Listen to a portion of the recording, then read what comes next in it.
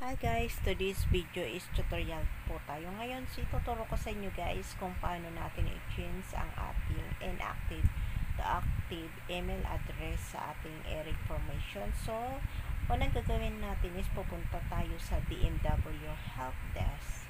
Hanapin natin to guys. Tiniklik nyo lang yung Help Desk. Then, ito yung mag-a-appear sa ating screen. Then, click nyo yung kulay red dyan. Then, online services Eric.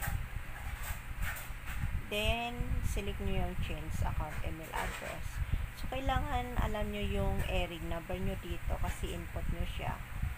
Then, i-click nyo yung wait.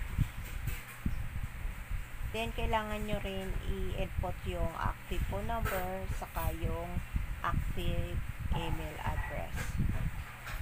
Then dito guys, sisingi po siya ng passport nyo.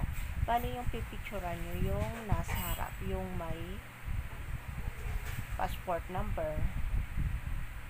Then i-upload nyo lang to guys. Punta tayo sa gallery. Then i-select nyo lang yung passport na pinicturean natin. Then i-click nyo yung okay, yung kulay green. Then, suddenly, mag-a-appear yung ticket number.